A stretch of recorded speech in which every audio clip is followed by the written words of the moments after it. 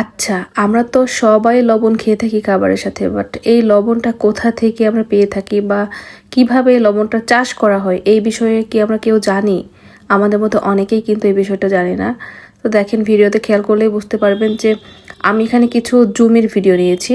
আর জমিগুলোতে দেখেন যে এখানে বিভিন্ন ছোট ছোট করে কলাম করানো আছে, আর ভেতরে হচ্ছে পানি জমা হয়ে আছে, মানে পানি বেঁধে রাখছে জমির মধ্যে কৃষকরা।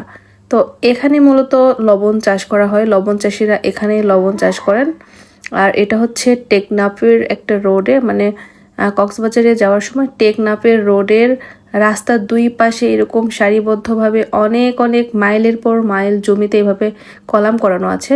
আর এখানে এই দেখেন সাদা সাদা হয়ে আছে, কিছু কিছু জমিতে খেয়াল করলে দেখা যাচ্ছে যে সাদা হয়ে গেছে, মানে লবণ অনেকটা হয়ে গেছে। আবার কিছু জমিতে মাত্র মানে সবে মাত্র তারা বেঁধে রাখছে, এখনো সাদা হয় নাই বা লবণ হয় নাই। এই যে এই জমিগুলো খেয়াল করলে দেখবেন সাদা সাদা হয়েছে। আবার এই জমিগুলো খেয়াল করলে দেখা যাবে যে কালচে কালচে টাইপের আছে। তো লবণ চাষিরা মূলত এভাবেই জমিতে পানি বেঁধে রাখে, সমুদ্রের পানি, এবং এটা সূর্যের তাপে পানি শুকিয়ে শুকিয়ে লবণ এখানে হয়ে যায়। তারপর যখন এক পর্যায়ে লবণ হয়ে যায় তখন তারা এখান থেকে লবণ উঠিয়ে এটা হচ্ছে তারা কারখানায় নিয়ে যায় রিফাইনিং করে, তারপর আমাদের খাবার যোগ্য হিসেবে তৈরি হয়ে যায়।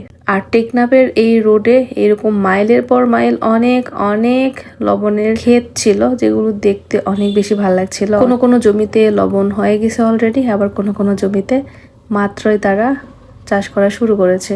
বেশ সুন্দর লাগছিল, মাশাআল্লাহ।